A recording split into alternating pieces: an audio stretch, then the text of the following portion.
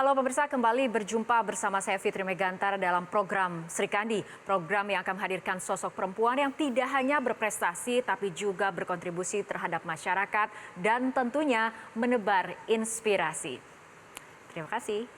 Ya, ada banyak cara untuk mengharumkan nama Indonesia, diantaranya lewat kompetisi olahraga. Segudang prestasi diukir oleh sosok yang satu ini lewat ayunan raket hingga dikenal ke mancanegara. Tidak usah berpanjang lebar mengenai sosok yang satu ini, petenis legendaris Indonesia. Siapa lagi kalau bukan Yayu Basuki. Halo Mbak Yayu, apa kabarnya? Baik, silahkan duduk, kita akan bincang-bincang dulu nih. Apa nih kesibukannya nih Mbak Yayu sekarang? Sekarang hari-hari aku di KONI ya, sebagai Wakil Ketua Umum 5 dan juga Jadi memang tidak bisa jauh-jauh dari olahraga ya Mbak Yayu? tetap nggak akan bisa ninggalin olahraga. Tetap aku memang juga sebagai Ketua IOA dan otomatis saya juga di NOC juga sebagai komisi atletnya. Nah, ini mengenai kiprah Mbak Yayu di dunia tenis Indonesia, ini disebut sebagai petenis legendaris Indonesia. Bahkan pada saat aktif Mbak Yayu ini sempat masuk ke peringkat 19 dunia ya, untuk tunggal ya. untuk ganda bahkan di peringkat ke-9. Ya. Apa sih rasanya masuk dalam jajaran petenis elit dunia bahkan?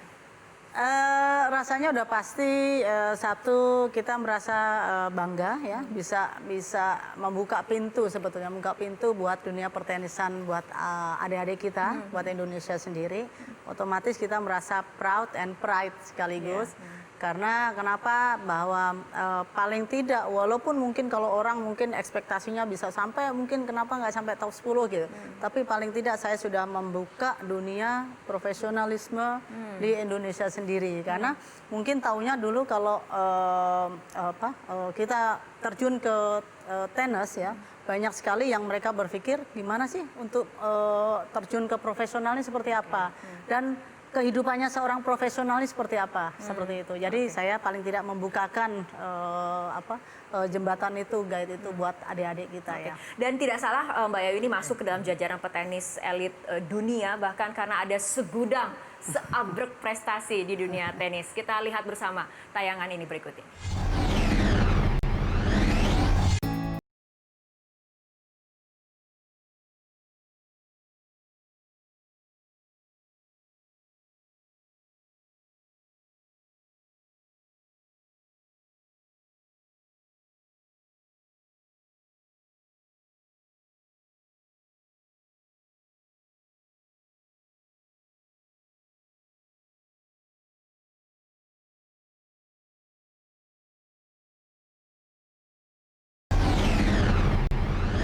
Ya, kalau kita lihat tadi daftarnya panjang sekali. Ini memang karena kesempatannya datang atau memang karena kerja keras, Mbak Yayu? Satu udah pasti tiada hasil tanpa kerja keras ya. Hasil itu nggak pernah membohongi ya daripada kerja keras kita. Kedua momentumnya juga pas. Waktu itu kenapa saya katakan momentum pas? Begitu saya mencetuskan untuk terjun ke profesional. Bahwa setelah itu persis setelah Asian Games tahun 90 di Beijing. Terus setelah saya menyumbangkan 2 medali emas buat Indonesia, langsung saya memutuskan untuk terjun ke profesional karena momentumnya pas. Ya. Satu, prestasi kita lagi di atas dan otomatis peak performance kita pun juga lagi bagus di atas. Jadi saya mencetuskan untuk terjun ke profesional di situ. Langsung tidak memakan waktu lama. Nggak sampai 6 bulan peringkat saya udah berada di top 50 langsung tembus ya. Oke. Nah ini saya mau buka rahasia sedikit. Tadi raket yang saya bawa ternyata ini punya Mbak Yayu ya. Iya. Mbak Yayu boleh dong cerita ini raket pada saat dipakai kapan, di kejuaraan kapan nih? Ini terus terang aja, ini raket udah nggak ada ya. Ini saya pakai pada saat Wimbledon saya pakai, terakhir juga pada saat Asian Games ya. Jadi punya banyak cerita, punya banyak kisah. Menjadi saksi perjalanan karir Mbak Yayu. Terus terang aja ini tinggal satu yang ini. Terus terang aja karena ya itu tadi kadang ada yang minta, kadang ada yang untuk ke museum, olahraga kayak gitu-gitu. Jadi saya hanya menyisakan satu. Oke. Gitu. Tapi dari semua turnamen internasional, profesional atau bukan, ini mana yang paling berkesan sampai saat ini untuk kemudian mungkin bisa dijadikan pembelajaran bagi para atlet muda ataupun mungkin kenangan tersendiri pribadi dari Mbak Yayu? Mana yang paling berkesan? Satu yang berkesan bicara momentum untuk Indonesia, saya menutup tinta emas itu di Asian Games tahun 98. Di situ akhirnya saya mengumumkan 4 medali emas ya. Secara keseluruhan, setelah saya tampil di Asian Games ya. Untuk bangsa dan negara ini itu dari sisi multi event. Nah, untuk di individualnya, untuk di profesionalnya udah otomatis peak performance-nya pada saat saya tembus di quarter final Wimbledon. Ya, walaupun saya pernah sampai tembus semifinal di Canadian Open, tapi kembali lagi yang paling bergengsi itu udah pasti Grand Slam. Kan gitu. Oke, nah tapi di ajang Wimbledon sendiri ada cerita kalau tidak salah mengenai ada kesulitan-kesulitan pada saat itu terutama Mbak Yayu sebagai petenis dari Indonesia ya, dari Asia. Ya, jadi memang pada saat pertama saya tembus, ya akhirnya bisa main di main draw Wimbledon itu kan nggak main-main, itu turnamen yang akbar, nilai sejarahnya banyak sekali. Lalu udah otomatis dong kita dianggap orang baru, apalagi mereka mana pernah yang namanya dengar pemain dari Indonesia bisa tembus ke kancah dunia kan ibaratnya gitu. Untuk Wimbledon sendiri di tahun berapa tepatnya Mbak Yayu? Tahun 91. Saya mulai tembus, sebelumnya pernah main di kualifikasi, tapi begitu tembus di main draw itu tahun 91. Jadi 3 tahun pertama tuh lah saya katakan 91, 92, 93 itu setiap kali saya booking lapangan, tahu aja susahnya setengah mati. Tiap kali under nama siapa? Yes, saya pikir dan I book a practice court kan, dia bilang yes under name is Miss Basuki kan gitu. Dia otomatis you only get once a day dia bilang. Dan itu tidak cukup. Ya udah pasti nggak cukup kan, kita kalau perlu latihan 4 jam sehari kan gitu loh. Once a day which is 1 hour. Kalau di practice court itu 1 hour kan gitu. Kalau di tempat main court itu biasanya 40 menit kan. Begitu saya ini, waduh, kan karena di main court you only got like 40 minutes. Saya coba nawar-nawar, tetap aja. No, that's every player only get 1 times a day, dia bilang. Ya udah, saya ikutin aturannya ya. Walaupun akhirnya kita melakukan ibaratnya ya aktivitas yang lain kan gitu. Saya bisa latihan di luar itu pun bisa mau lari, mau apa kan gitu. Tapi coba nyari-nyari akal juga gitu. Siapa tahu ada temen yang kenal dia butuh untuk sparring kan gitu.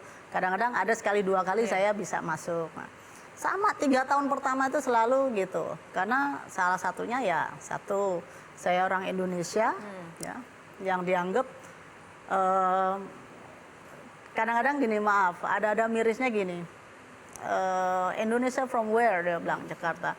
Orang Indonesia dianggap nggak bisa main tenis. Dulu dianggapnya seperti itu, jadi diremehkan kan gitu, jadi diremehkan. Tapi begitu kita buktikan, saya kan tahun pertama masuk babak ketiga, tahun kedua masuk babak keempat, langsung terus itu kan konsisten, babak keempat terus. Jadi otomatis begitu tahun ketiga, mereka langsung begitu nyebutin saya namanya Miss Basuki. Oh yes, certainly Miss Basuki. What time would you like to hit? Dia bilang kayak gitu. Jadi dijawab dengan prestasi dan dijawab dengan prestasi. Jadi bahkan saya menjawabnya, saya pernah di event sebelumnya saya kalahin pemain nomor 1-nya Inggris. Waktu itu masih Joe Dury.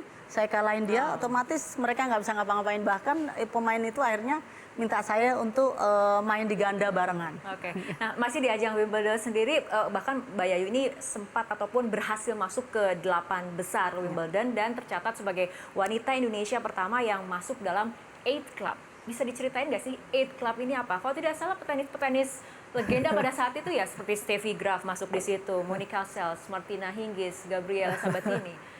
Itu apa sih Mbak Yayu? Ya, Final 8 Club ya. 8 Club itu adalah members ya, yang dimana lifetime membership.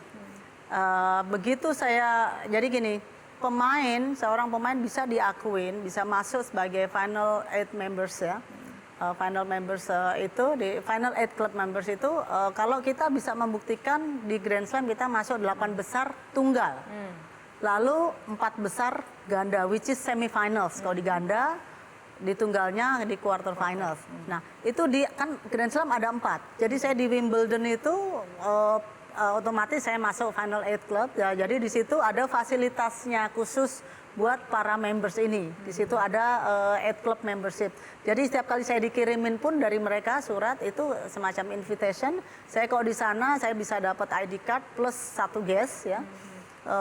Masuk di sebagai Ad Club members, masuk di semuanya all facilities. Ya sama halnya sebetulnya seperti pemain, hanya kita ada kelebihannya, kita ada kayak semacam ada special place ya, ada tent sendiri untuk Ad Club members. Artinya klub yang tidak sembarangan orang bisa diakui kecuali karena prestasinya yang Iya, cemerlang, harus terutama memunculkan di dunia prestasi tenis. baru bisa diakuin sebagai. Jadi di ID kita juga ditulisin Ad Club members. Nah ini Mbak Yayu ini kan dikenal sebagai petenis legendaris Indonesia, tapi saat melangkah ke arah sana, betul tidak sih kemudian banyak juga yang mungkin cibiran ataupun mungkin tanggapan-tanggapan yang tidak suportif sifatnya, atau seperti apa? Bagaimana Mbak Yayu menghadapi hal itu dan tetap kemudian berada di langkah Mbak Yayu untuk akhirnya menjadi seorang legenda? Kalau cibiran memang pasti ada aja ya. Kadang-kadang gini, saya anggap yang mayoritasnya aja. Saya yakin masyarakat Indonesia senang dan bangga udah otomatis ada seorang atletnya yang bisa tembus ke dunia kan gitu. Tapi kalau yang kayak cibiran, kayak ya kita anggap yang usil lah ya mulut usil, mulut usil ada aja. Itu namanya godaan. Saya pikir itu nggak masalah. Dan biasalah orang kita kadang-kadang di kita ini kan kadang nggak suka ngelihat orang sukses, ya suka nggak suka memang we have to admit it, entah itu organisasi, entah itu apa, itu pasti ada aja ganjelannya. Mereka tuh kayaknya ngelihat kita sukses tuh itu suatu kebetulan.